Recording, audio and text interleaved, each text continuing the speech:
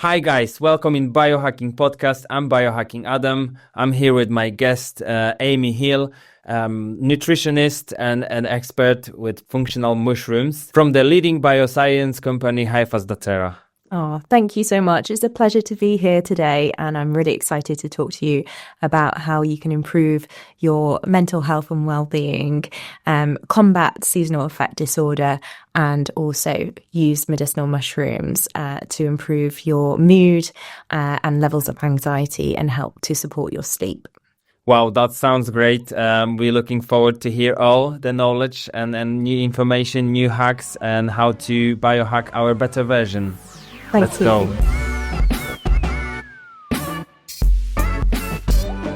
So, Amy, we've got New Year, and basically it's like a new start, new beginning, and we all have lots of New Year resolutions, but unfortunately, most of them we give up in some like a middle of January. Yeah. Can you tell us why that's happening?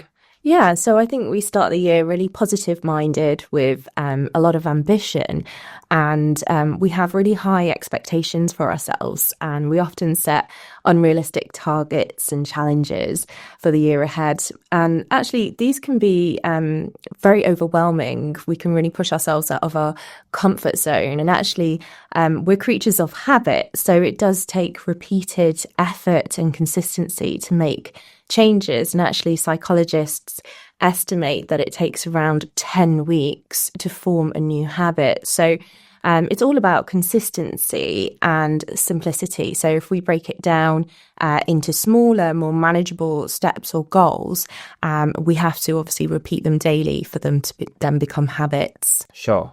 Okay. Well, that's great tip.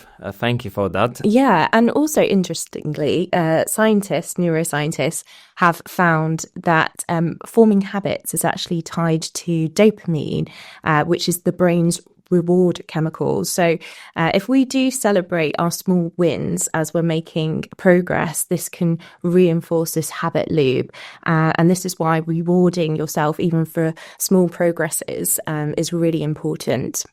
Okay, right. So if we're talking about the dopamine is one of the neurotransmitters responsible for our action.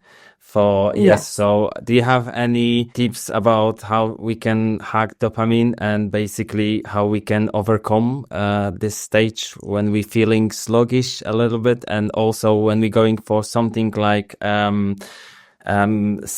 disorder? So yeah, dopamine is our reward and motivation neurotransmitter. So when it's released in the limbic system of the brain, it helps us to feel rewarded. And actually, a lot of the time when we're scrolling through social media and we're having a lot of short stimulation from reels or small videos, this can actually hack our dopamine reward system in our brain, and it can actually sort of make you expect more stimulation. So I would have a break from your phone if you're feeling that lack of motivation, and maybe try to limit the time that you spend scrolling each day, and actually get out in sunlight and make sure that you're exercising outside for at least 15 to 30 minutes a day. It can be really helpful, especially in the winter months when people often experience seasonal affect disorder, otherwise known as SAD, that we get a good amount of sunlight exposure. Yes, definitely. But the thing is, we're living in England, and is not much, and especially in Manchester, it's very cloudy and not much of that sunlight, and also a lot of rain. So any other hack? Absolutely. I mean, a lot of people do feel low this time of the year because of the reduced hours of daylight per day. And, the weather's awful in January, typically. And actually, the main factor contributing to seasonal affect disorder is reduced exposure to sunlight, which can lead to lower levels of vitamin D in the body. So vitamin D is actually made after our skin is exposed to sunlight. And the problem is we don't get enough sunlight to make it in the northern hemisphere of the world. So here in the UK, we can only really make enough between the months of April and September. So between September and April, in the winter months, we tend to run lower in vitamin D levels in the UK. Sure, yes. vitamin D3 is absolutely important, and especially likewise is a precursor of testosterone, is strengthening our immune system. So it's so important. Yeah, and I would say that because vitamin D isn't actually found naturally in many foods in high enough amounts, it's really important to supplement with a good form of vitamin D3, which is in a highly bioavailable form. You will find some amounts of vitamin D in foods such as eggs, meat, fish, dairy, and mushrooms as well, but not enough to prevent a winter deficiency in vitamin D. So that's why it's best to supplement with it. And actually, vitamin D3 plays a role in serotonin production. And that's a neurotransmitter that influences mood. Serotonin is commonly referred to as the happy hormone or the happy neurotransmitter. So if we don't have enough vitamin D, if we have a vitamin D deficiency in the winter, this has actually been associated to low levels of serotonin and an increased risk of depression, including with seasonal affect disorder. Wow, that's saying a lot, actually. So, thank you for that. Can we talk about functional mushrooms, to help with our mood and our motivation? Yeah, because that's absolutely. very important part, especially in January, because it's one of the most difficult months. It really is. We're going through in a year. So, could you tell us a little bit more about that help? Yes? Yeah, absolutely. So, if you're struggling with low mood, supplementing with lion's mane mushroom and reishi mushroom extracts can be other excellent natural ways to support your mental health. So lion's mane supports brain health and mental health because it contains terpene compounds such as hericenones and erinacins, and these have been shown to stimulate nerve growth factor and brain-derived neurotrophic factor in the brain. So both of these neurotrophic factors are really important for supporting brain health. So they help with brain plasticity, they help with neurogenesis, they also help with the survival and the growth and the myelination of neurons as well. And this actually supports overall brain health and brain power and cognitive function. So lion's mane, because it can enhance brain-derived neurotrophic factor, it can be helpful for depression because actually low levels of brain-derived neurotrophic factor have been observed in adults with mood disorders and depression. But actually, lion's mane and reishi extracts are very effective at enhancing the anti-anxiety neurotransmitter GABA. And this is a really great neurotransmitter for having a calming effect. So low levels of GABA, again, have been linked to high levels of anxiety and also insomnia as well. Okay, that's so fascinating. Yes, so there is a link between inflammation and low mood. Is that right? Yes, there is actually a link between inflammatory cytokines and also poor nutrition in general and levels of neuroinflammation. And the link between neuroinflammation and depression has been observed.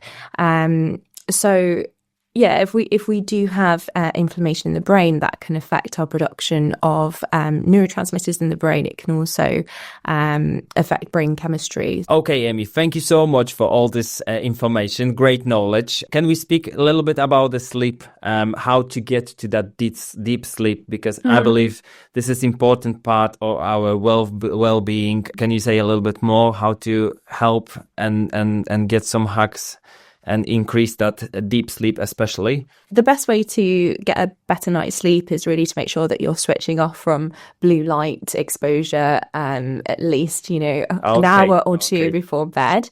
I know that you're a big fan of these glasses, which help to block out blue light. And I believe when I'm using them, especially like 2 hours before I go sleep, I've noticed small difference, and it's just like I'm ready to hear some more because I know that we can get really, really good sleep, and this is the biggest part of our recovery. Definitely. So it's no secret that actually a lack of sleep can actually affect our energy levels. Like it can lead you to wake up in the morning, not feel like you've got the energy to exercise. It can make you feel like you don't have the energy to cook from scratch, or and quite often it does affect our hormones which regulate appetite. So a lack of sleep can actually increase the hunger hormone ghrelin, and this can cause people to overeat, and that can lead to weight gain. So just to let you know that leptin is the opposite hormone which controls appetite. It actually leaves you feeling fuller. So when you have that release of leptin, it actually suppresses appetite, whereas ghrelin, when that is released, that will increase appetite.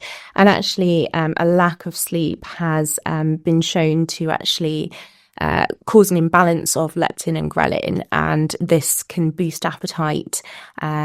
So it can lead you to be hungrier, throughout the day when you're sleep deprived. And if you're then reaching for sort of higher calorie foods or snacking, this can add to a higher calorie intake. And then obviously that can contribute to weight gain. And if people are dieting, after Christmas, if their New Year's resolution is to get back to the gym, work out and lose any extra pounds after Christmas, then it's really going to hinder their progress if they're not sleeping well. Sure. So if we pair increased calories intake with feeling tired and having less energy to exercise, then you have a recipe for the weight gain? Yeah, absolutely. Oh. Yeah. And also, stress. If people coming back into work after being off after Christmas, they're highly stressed. If you pair that with a lack of sleep, this can actually increase the release of cortisol, which is a stress hormone. Cortisol is released by the adrenal glands, and cortisol can affect our blood glucose levels. And when it's released on a regular basis, it can actually lead to a higher amount of blood glucose and a higher amount of fat storage in and around the abdomen area and around the organs. And this isn't good for our metabolic health. So this does increase the risk of insulin resistance, and it can also lead to sugar and carbohydrate cravings as well, when, your insulin and your glucose levels aren't balanced. Wow, that can make such a big difference to people's life quality. Yeah, definitely. And also increase the energy. So we can invest that energy into the training and get some benefits, of course, from the training. And that's how we can start and try to push our New Year resolutions, because that's so important, in this part. Right, yeah. Great. Absolutely. So sleep and stress is a huge barriers to achieve our best version. So can you say which mushrooms are the best to help with that? Yeah, absolutely. So reishi mushroom extract is really the main one. It contains a high concentration of terpenes, beta-glucans, and phenols. So these molecules have an anti-inflammatory and an antioxidative effect, but they've also been shown to be beneficial for supporting people with anxiety, reducing stress, and they're also very beneficial for sleep. So Hivasta Terra did a study in 2019 which recruited participants who suffered with both anxiety and insomnia, and they were put on 2 capsules a day of Hivasta Terra's concentrated reishi extract for 16 weeks. Now, after that period of time, half of the participants no longer suffered with anxiety, and that can make such a big difference to people's everyday lives because it's so debilitating.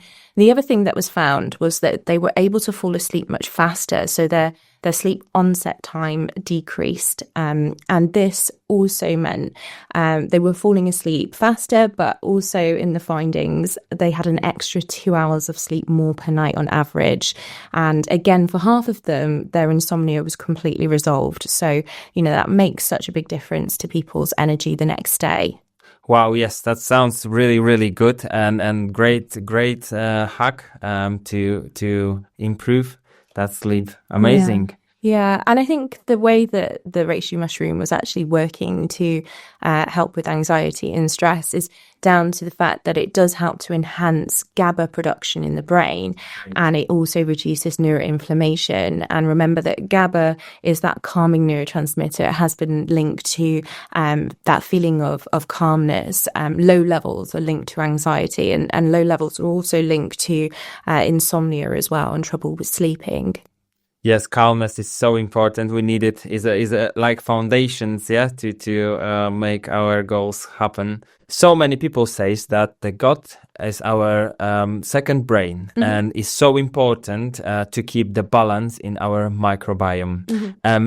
Any tips for how to increase that good health of the gut, please? Yeah, absolutely. So there's a real link between our gut and our brain, and it's commonly referred to as the gut-brain axis. And actually, the gut and the brain are joined together through hormones, like the hormones that regulate our appetite or our stress hormones, cortisol, as we've just discussed. But also the gut and the brain are joined together through the immune system, because we have roughly 70 to 80% of our body's immune cells in the lymphoid tissue of the gut, in the lining of the gut.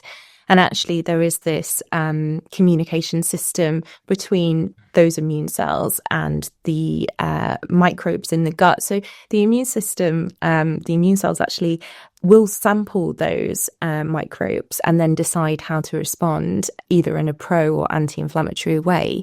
And we also talked about how neuroinflammation is linked to poorer mental health, levels of anxiety or low mood. But also another way that the gut and the brain are joined together is through the nervous system. And actually we have what's called the vagus nerve, which connects the gut to the brain, and it's a bidirectional communication system. So it does mean that signals can be sent up from the gut to the brain, as well as the brain sending signals down to the gut. It's a bidirectional communication system, which is really interesting. So actually, it's really important to keep our gut microbiome nice and healthy and balanced. And it's been really well established now that imbalances in the gut microbiome can contribute to mood disorders, anxiety, and depression. And disruptions between the gut and the brain axis can impact our physical health, our hormone regulation, and our overall well-being. Okay, great. So what is the best way to support our gut health, and what we can advise to our listeners and in this case? Yeah, so it really comes down to what you eat. The good probiotic microbes in our gut will feed off of and thrive off of plant fibers. So it's really important to have a diet which is high in a varied amount of different plant fibers, as this encourages the diversity of the probiotic microbes in the gut. And you can also include probiotic supplements of live probiotic bacteria to help reseed those beneficial microbes. You can also try fermented foods. So you can have things like yogurt, sauerkraut or kefir to help include those healthy microbes in the gut. But really the key is increasing a varied amount of different prebiotic fibers, so that you're providing the food for those probiotic microbes to thrive. And when you improve the balance of your gut microbiota, this will also support your digestion as well.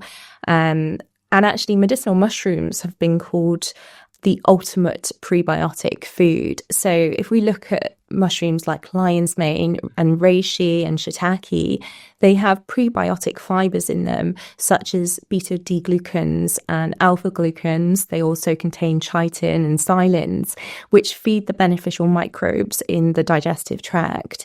And actually, medicinal mushrooms have shown that they can enhance the key probiotic species like Lactobacillus, Bifidobacterium, and probiotic species which are needed to keep the mucosal lining nice and healthy, like Akkermansia, which is really difficult to get in a supplement form. So when you use mushrooms, it's actually a really good hack to increase those levels of Akkermansia. And what that particular strain does, is it helps to keep the mucosal lining of the gut nice and healthy. So if there is damage to the gut lining, otherwise known as leaky gut, that particular strain will be helpful in repairing that gap. that damage.